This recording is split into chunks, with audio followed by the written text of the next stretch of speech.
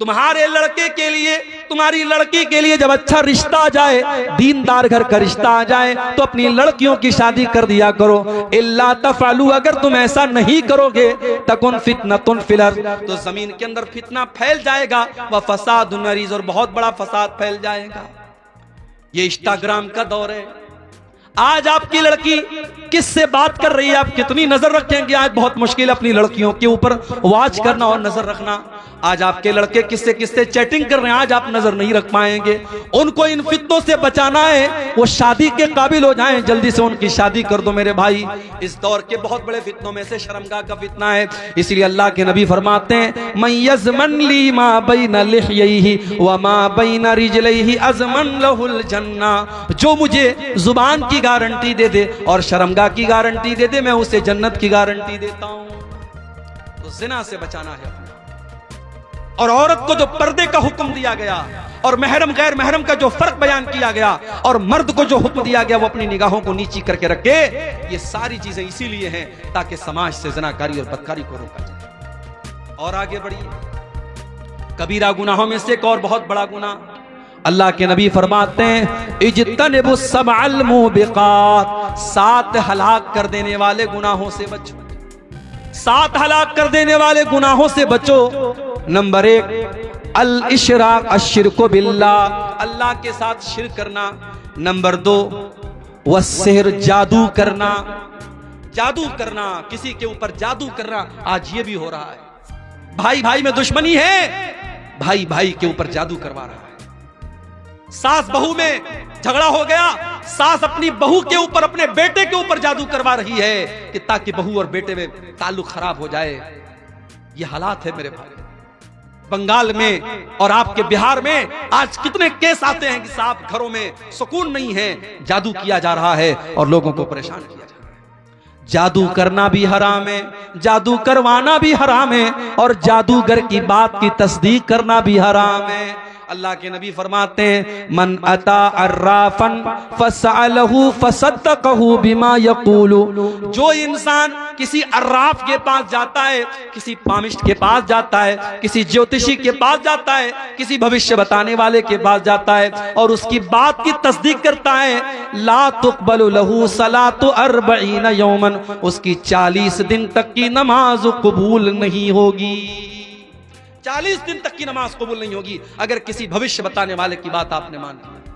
और एक हदीस में अल्लाह के नबी ने फरमाया, फ़क़द कफ़र बिमा उन्ज़िला अला मुहम्मद, जिसने जादूगर की और ज्योतिषी की और नुजूमी की बात मान ली, उसने मोहम्मद की शरीयत का इनकार किया, उसने अल्लाह के दीन का इनकार किया। इसलिए जादू करना और कराना भी हराम। उसके बाद अल्लाह के नबी फरमाते हैं, व क़त्लुन नफ्सिल्लती हर्रमल्लाहु इल्ला बिल हक़्क़ि, किसी निर्दोष की हत्या करना, किसी बेगुनाह का खून बहाना, यह भी इस्लाम के अंदर हराम है, कबीरा गुनाह है। इस्लाम इजाजत नहीं देता है किसी बेकसूर की हत्या करने की। और अगर कोई किसी की हत्या कर दे तो इस्लामी कानून में सजा यह है, हत्यारे को भी कत्ल किया जाएगा।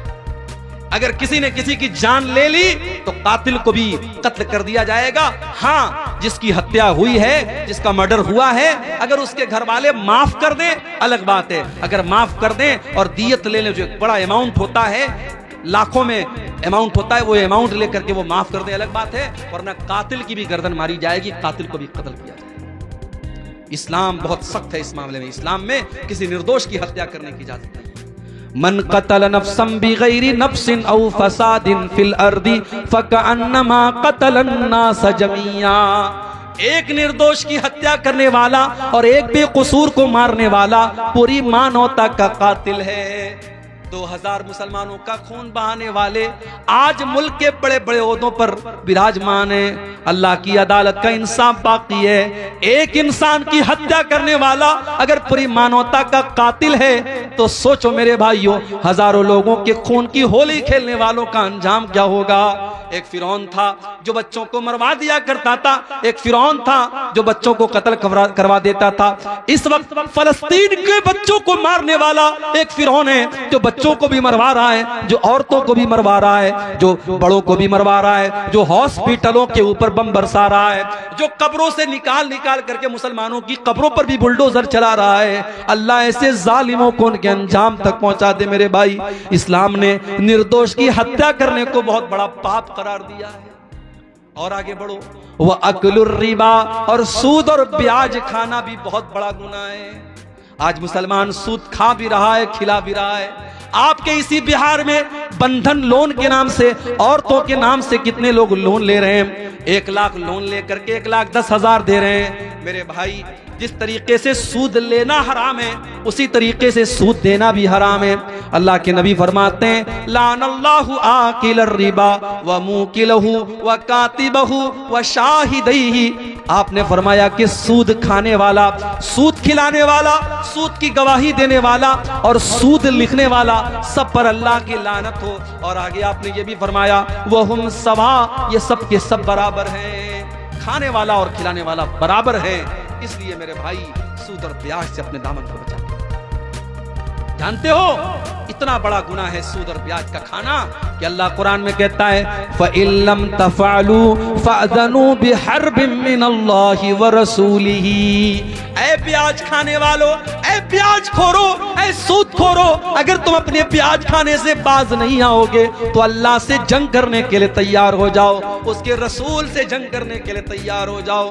अरे कौन है जिसके अंदर अल्लाह से जंग करने की ताकत है? कौन है जिसके अंदर अल्लाह से लड़ाई करने की ताकत है? तो सूद खाना भी बहुत बड़ा गुनाह है। और जब सूद की बात आई है तो एक बात और बता दूं, सट्टा और जुआ खेलना भी हराम है। इन्नमल खम्रु वल मैसिरु वल अंसाबु वल अज़लामु रिजसुम मिन अमलिश शैतान। शराब पीना और जुआ खेलना और गैरुल्लाह के आस्ताने पर जाकर के वहां सर झुकाना और पांसे के तीर निकालना किस्मत का हाल मालूम करने के लिए, ये सब गंदे काम हैं, ये सब शैतान के काम हैं। इनसे बचो तभी तुम कामयाब हो सकते। पता ये चला कि जुआ खेलना भी शैतान का काम है। किसी जमाने में ताश के पत्तों से जुआ खेला जाता था, अब मोबाइल का दौर आ गया, अब टेक्नोलॉजी का दौर आ गया, अब इंटरनेट के ऊपर बहुत सारे ऐप आ गए। अभी क्रिकेट का वर्ल्ड कप चल रहा था, एक एक बॉल के ऊपर सट्टा खेला जा रहा था। आज कितने सारे ऐप हैं जिसके अंदर जुआ खेलने की और सट्टा की अलग अलग शक्लें आ रही हैं। याद रखो मेरे भाई, मेरे नौजवान साथियों, पैसा कमाना है तो बिजनेस करो, पैसा कमाना है तो हलाल तरीके से पैसा कमाओ। बहुत सारे रास्ते हलाल तरीके के हैं, हराम रास्ता मत अपनाओ, ब्याज का रास्ता मत अपनाओ और सट्टा और जुआ का रास्ता मत अपनाओ। याद रखो, हराम कमाई से पैसा कमा भी लोगे तो उसमें बरकत नहीं होगी। अल्लाह के नबी फरमाते हैं, याती अलन्नासी ज़मानुन ला युबालिल मरउ मिन ऐना अख़ज़ल माल। एक ऐसा जमाना लोगों पर आने वाला है जब लोग परवाह नहीं करेंगे कि पैसा हलाल तरीके से कमा रहे हैं या हराम तरीके से कमा रहे हैं। जानते हो बनारस में साड़ी का कारोबार होता है, जानते होंगे आप लोग। साड़ी के कारोबार में बनारस में किसी जमाने में साड़ियों में फिगर चलता था, मोर की तस्वीर बनी है, कौवे की तस्वीर बनी है, चिड़िया की तस्वीर बनी है।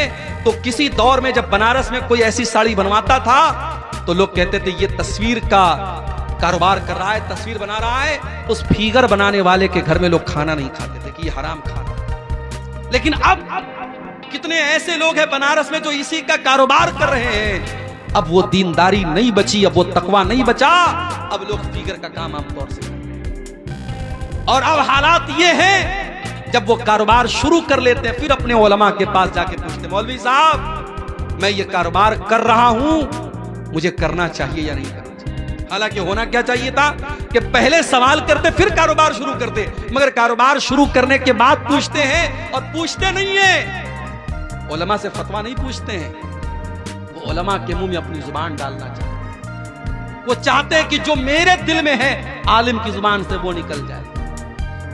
अगर अब्दुल गफ्फार साहब से पूछा, उन्होंने अगर हमारे मतलब का जवाब नहीं दिया तो हम मुनव्वर साहब से पूछेंगे। मुनव्वर साहब ने हमारे मतलब का जवाब नहीं दिया, मौलाना नूर इस्लाम साहब से पूछेंगे। उन्होंने जवाब नहीं दिया, मौलाना मुज़म्मिल मदनी साहब से पूछेंगे। उन्होंने जवाब नहीं दिया, किसी और से पूछेंगे। हमें अपने मतलब का फतवा चाहिए। हमने उलमा को अपनी मर्जी का गुलाम बनाना चाहा है। माफ करना मेरे भाई, उलमा आपके गुलाम नहीं है। उलमा की इज्जत और एहतराम करना सीखो। अल्लाह के नबी ने फरमाया अल उलमा वरसतुल अंबिया, नबियों के वारिस हैं ये उलमा। नबियों की वरासत इल्म है, नबियों की वरासत दौलत नहीं है, और उलमा ने नबियों की वरासत को पाया है। और जो उलमा है उनके पास नबी की वरासत, उनके पास इल्म थी। बंगाल में कलियाचक में गया, एक मस्जिद के इमाम साहब मुझे मिले, उनकी आंखों में आंसू आ गए। कहने लगे शेख साहब 15 साल से मैं मस्जिद में इमामत करवा रहा हूं, 3000 रुपया मुझको बंगाल की गवर्नमेंट दे रही है और 6000 रुपया इस वक्त मस्जिद की कमेटी दे रही है।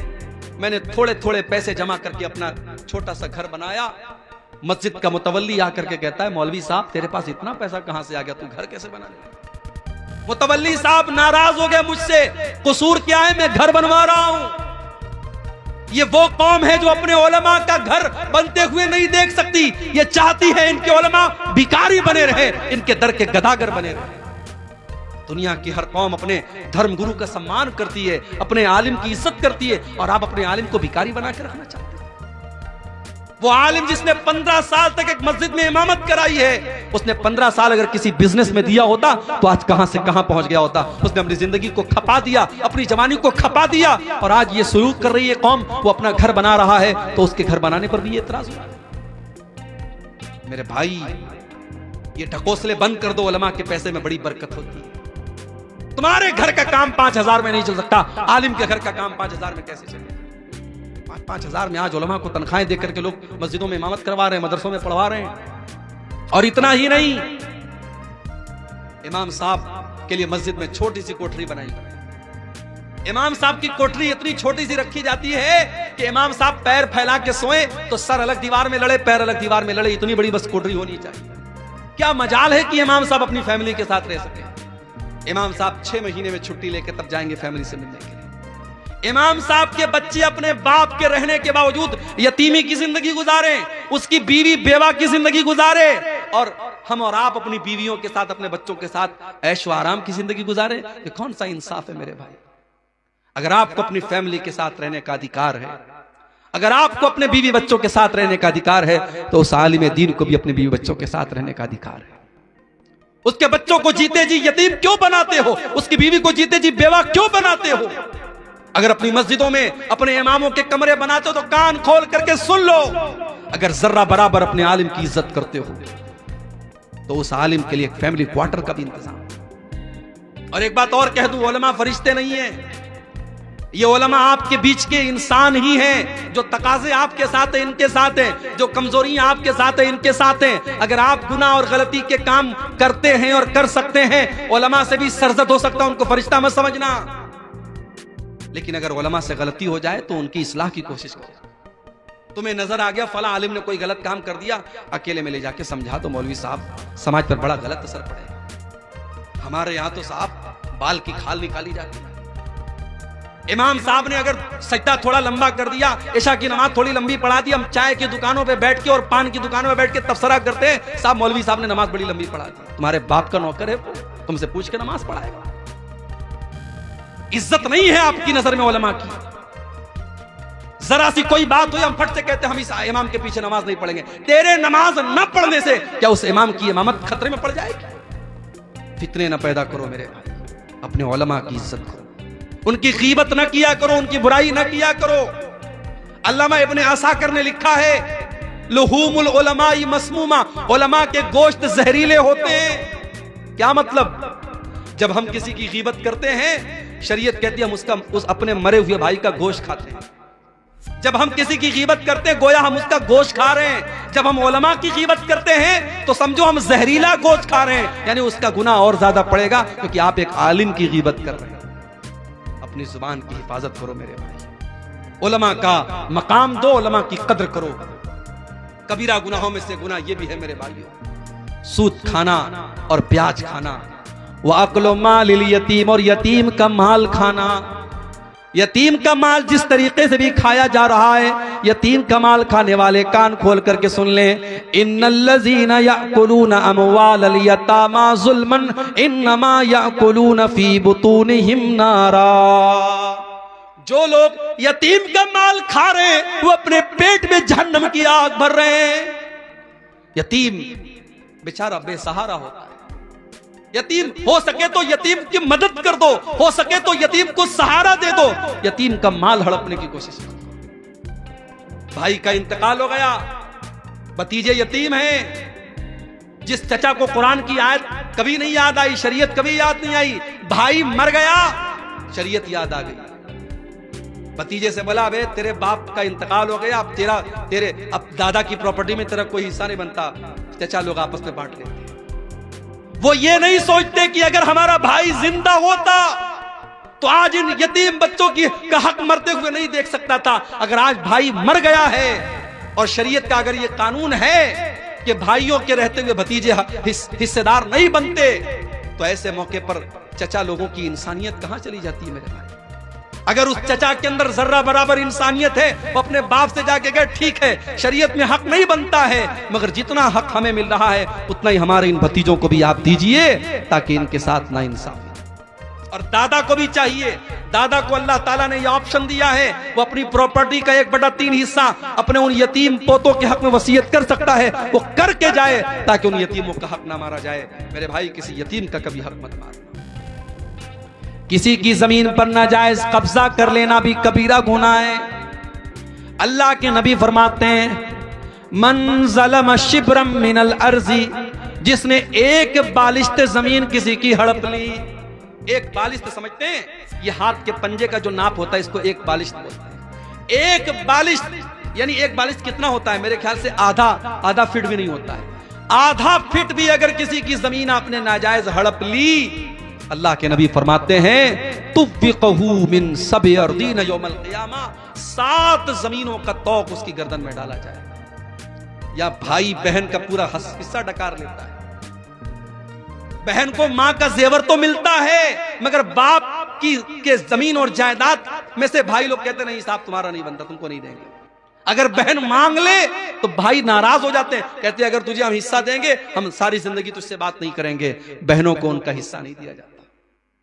हम आज कहते हैं ना कि अदालत में मुस्लिम पर्सनल लॉ को खत्म करने की बात हो रही है और कॉमन सिविल कोर्ट की बात हो रही है। पहले अब मुस्लिम पर्सनल लॉ पर हम खुद तो अमल करें। मुस्लिम पर्सनल लॉ ये कहता है कि बाप अगर मर गया है और 1 लाख रुपया छोड़ के गया है और 2 बहनें और 1 भाई को छोड़ के गया है तो 50,000 भाई को मिलेगा और 25-25 हजार दोनों बहन को मिलेगा। लेकिन यहाँ तो पूरा 1 लाख भाई डकार जाता है, बहन को 1 पैसा नहीं देता है। याद रखो मेरे भाई, अगर आपने किसी की वरासत हड़प ली, वतअकुलून तुरास अकलन लम्मा वतुहिब्बूनल माल हुब्बन जम्मा, तुम लोगों की वरासत समेट समेट के खा जाते हो और माल से बहुत मोहब्बत करते हो। कल्ला, कर लो, ऐसा करने वाले कर लो, एक दिन ऐसा आएगा अल्लाह की बारगाह में तुमको इंसाफ देना पड़ेगा, तुमको हिसाब देना पड़ेगा। कबीरा गुनाहों में गुनाह और है मेरे भाई। क़ज़्फ़ुल मुहसनातिल गाफ़िलातिल मुअमिना, किसी पाक दामन औरत के ऊपर झूठी तोहमत लगाना। जिना करना बहुत बड़ा पाप है और किसी पाक दामन औरत के ऊपर या मर्द के ऊपर जिना की तोहमत लगाना भी बहुत बड़ा पाप है। अगर किसी के ऊपर आपने झूठी तोहमत लगाई है और उस तोहमत को साबित नहीं कर पाए तो शरीयत क्या कहती है? इन्नल्लज़ीना यरमूनल मुहसनाति सुम्मा लम यातू बिअरबाति शुहदा फजलिदूहुम 80 जल्दा। अगर किसी बेगुनाह औरत पर तुमने जिना की तोहमत लगाई है और 4 गवाह नहीं है तुम्हारे पास तो इल्जाम लगाने वाले को 80 कोड़े मारे जाएंगे। और आगे क्या फरमाया? वला तक़बलू लहुम शहादतन अबदा, उसकी गवाही कभी कबूल नहीं की जाएगी। तो ये भी बहुत बड़ा गुनाह है किसी पाक दामन औरत पर झूठा इल्जाम लगाना। और आगे बढ़िए, रियाकारी करना, दिखावे के लिए नमाज पढ़ना, दिखावे के लिए दान देना, दिखावे के लिए रोजा रखना, दिखावे के लिए कुरान पढ़ना, रियाकारी भी बहुत बड़ा गुनाह है। फ़वैलुल लिल मुसल्लीन अल्लज़ीना हुम अन सलातिहिम साहून, ऐसे नमाज पढ़ने वालों के लिए बर्बादी है, वैल है, जहन्नम है, जो लोगों को दिखाने के लिए नमाज पढ़ते हैं। अल्लज़ीना हुम युराऊन, जो दिखावे के लिए नमाज पढ़ते हैं, जो दिखावे के लिए कोई अमल करता है, अल्लाह कहता तरक्तहु व अमलहु, मैं उसके अमल का सवाब नहीं देता, मैं छोड़ देता हूं। जा, तूने जिसको दिखाने के लिए अमल किया है जाके उससे सवाब दे। इसी तरीके से मेरी प्यारी माओ बहनों, एक दो बातें और बयान करके बात खत्म करता हूं। औरत का बेपर्दगी करना, औरत का बेहुदा कपड़े पहन करके निकलना, औरत का ऐसे कपड़े पहन करके घर के बाहर निकलना जिससे उसके शरीर का अंग नजर आता हो, उसका बदन नजर आता हो, अपने जिस्म का प्रदर्शन करना, यह भी कबीरा गुनाह है। अल्लाह के नबी फरमाते हैं सिनफान मिन अहलिन नारि लम अरहुमा, दो किस्म के लोग जहन्नम में जाएंगे और उनको मैंने अभी नहीं देखा, वो बाद में आएंगे, वो कयामत के पहले आएंगे। नंबर 1, कौमुन माहुम सिहातुन काजना बिल बकरी यजरिबून बिहन्नास, ऐसे लोग आएंगे जिनके हाथ में गाय की दुम की तरह कोड़े होंगे और वो कोड़ों से लोगों को मारेंगे। अभी मनव्वर साहब आए, आसाम के हालात बयान कर रहे थे, मैं उत्तर प्रदेश से आया हूं, हमारे यहाँ के हालात भी आप देख रहे हैं। हुकूमतें और कुर्सियां, ये इनका नशा भी बड़ा गहरा होता है मेरे भाई। मगर राहत इंदौरी का बड़ा मशहूर शेर है, जो साहिबे मसनद है कल नहीं होंगे, जो साहिबे मसनद है कल नहीं होंगे, किराएदार हैं, जाती मकान थोड़ी है। ये कुर्सियां, ये ओहदे, व तो इज्जो मन तशा व तो जिल्लो मन तशा व तूतिल मुल्क मन तशा व तंजउल मुल्क मिम्मन तशा। अल्लाह जब चाहता है, जिसको चाहता है हुकूमत देता है, और जिससे चाहता हुकूमत छीन लेता है। अल्लाह का कानून यही रहा है। जमीन पर जालिम को अल्लाह ताला ने फलने फूलने नहीं दिया है। अल्लाह ने कुफ्र की हुकूमत को चलने दिया है, शिर्क की हुकूमत को चलने दिया है, मगर जुल्म की हुकूमत को चलने नहीं दिया है। मेरे भाइयों, अल्लाह के नबी फरमाते ऐसे लोग आएंगे जिनके हाथ में कोड़े होंगे और वो लोगों को उससे मारेंगे, जुल्म करेंगे, अपने पावर का गलत इस्तेमाल करेंगे। वनिसाउन कासियातुन आरियातुन मुमीलातुन माइलातुन, और ऐसी औरतें भी जहन्नम में जाएंगी जो कपड़ा पहनने के बावजूद नंगी होंगी। एक लफ्ज में अल्लाह के नबी ने सारे फैशन को बयान कर दिया। आज मुसलमान बाप है, चेहरे पर दाढ़ी है और माथे पर सजदे का निशान है, और जवान बेटी को लेकर के शादी में जा रहा है, और बेटी ने साड़ी पहनी है, और साड़ी ऐसी पहनी है कि उसकी पीठ भी नजर आ रही है, उसकी आस्तीन भी नजर आ रही है, उसका पेट भी नजर आ रहा है, उसके शरीर का अंग अंग नजर आ रहा है, उसका पूरा बदन नजर आ रहा है, अपने पूरे हुस्न की वो नुमाइश करके जा रही है। जो कुरान ये कहता है वला युबदीन ज़ीनतहुन्ना, ऐ मुसलमान औरत, अपनी जीनत को तू जाहिर नहीं कर सकती है किसी गैर मर्द के सामने। कुरान तो यहां तक कहता है वल यज़रिबन बिखुमुरिहिन्ना अला जुयूबिहिन्ना, औरत घर में बाप के सामने, भाई के सामने, बेटे के सामने, ससुर के सामने, जो उसके महरम रिश्तेदार हैं जिससे वो शादी नहीं कर सकती है, उस रिश्तेदार के सामने भी औरत जब जाए तो अपने दुपट्टे को हमेशा अपने गिरेबान पर रखे, अपने दुपट्टे का ख्याल रखे, दुपट्टा जहां तहां फेंक करके न चली जाए, उसका दुपट्टा उसके सीने पर होना चाहिए। कुरान कहता है वला यज़रिबन बिअरजुलिहिन्ना लियुअलम मा युखफीना मिन ज़ीनतिहिन्ना, ऐ मुसलमान औरत, तू जब पायल पहने हो तो घर में अपने पायल पहन करके अपने पांव को जमीन पे जोर जोर से मार के न चला कर, तेरे पायल की झनकार भी गैर मर्दों के कान तक नहीं जानी चाहिए।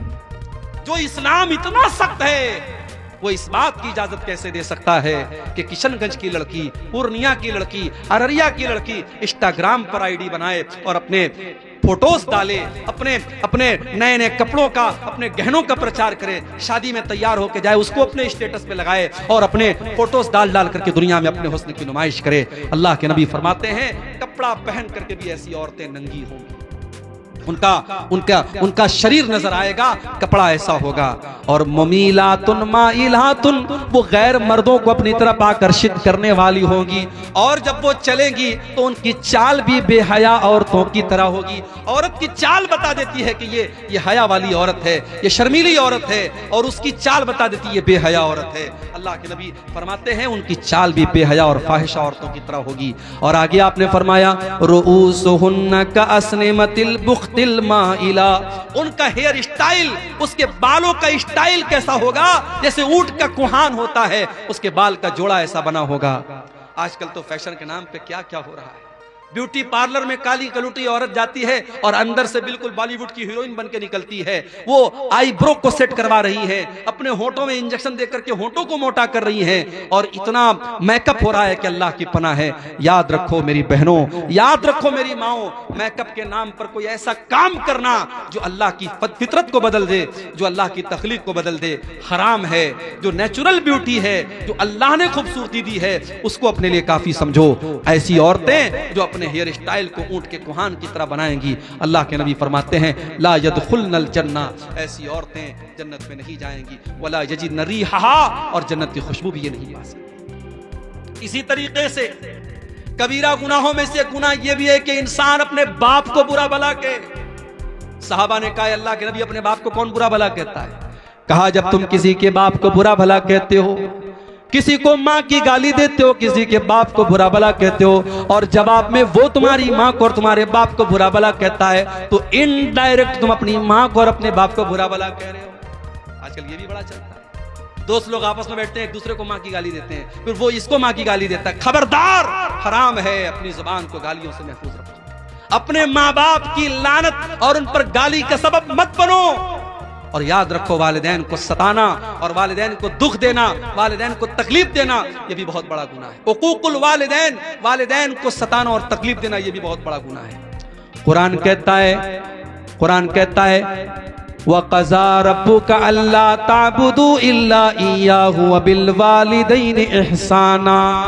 अपने माँ बाप के साथ अच्छा सलूक करो। इम्मा यबलुगन्ना इंदकल किबरा अहदुहुमा औ किलाहुमा फला तकुल लहुमा उफ्फिन वला तन्हरहुमा वकुल लहुमा कौलन करीमा। अगर हमारे माँ बाप बुढ़ापे में मिले हैं, किस्मत समझो अपनी, तकदीर समझो अपनी। कितने नौजवान हैं तरसते हैं कि काश मेरे बूढ़े माँ बाप होते।